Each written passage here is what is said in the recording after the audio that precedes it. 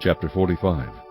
Then Joseph could not restrain himself before all those who stood by him, and he cried out, "Make everyone go out from me!" So no one stood with him while Joseph made himself known to his brothers.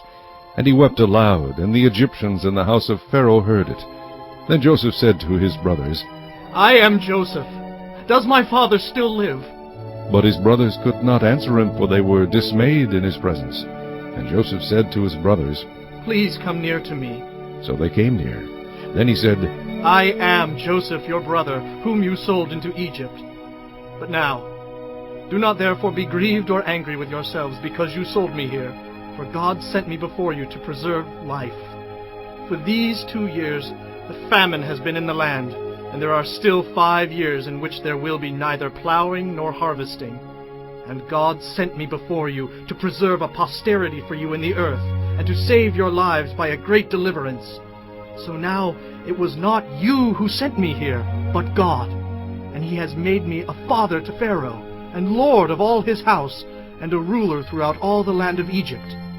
Hurry and go up to my father, and say to him, 'Thus says your son Joseph, God has made me lord of all Egypt. Come down to me, do not tarry.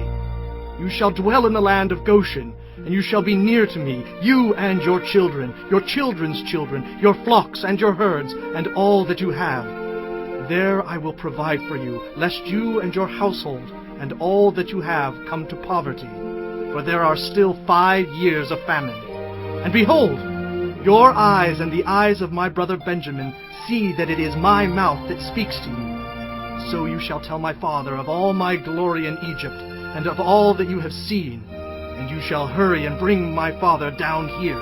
Then he fell on his brother Benjamin's neck and wept, and Benjamin wept on his neck. Moreover, he kissed all his brothers and wept over them. And after that his brothers talked with him.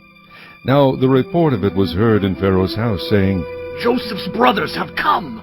So it pleased Pharaoh and his servants well. And Pharaoh said to Joseph, "Say to your brothers, do this. Lord your animals and depart. Go to the land of Canaan.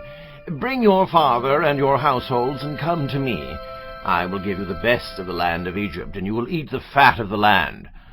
Now you are commanded. Do this. Take carts out of the land of Egypt for your little ones and your wives. Bring your father and come. Also, do not be concerned about your goods, for the best of all the land of Egypt is yours."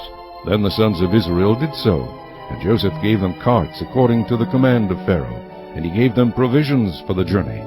He gave to all of them, to each man, changes of garments. But to Benjamin he gave 300 pieces of silver and 5 changes of garments. And he sent to his father these things: 10 donkeys loaded with the good things of Egypt, and 10 female donkeys loaded with grain, bread, and food for his father for the journey. So he sent his brothers away, and they departed. And he said to them, "See that you do not become troubled along the way." Then they went up out of Egypt, and came to the land of Canaan to Jacob their father. And they told him, saying, "Joseph is still alive, and he is governor over all the land of Egypt." And Jacob's heart stood still, because he did not believe them. But when they told him all the words which Joseph had said to them, and when he saw the carts which Joseph had sent to carry him, the spirit of Jacob their father revived. Then Israel said, "It is enough. Joseph my son is still alive. I will go and see him before I die."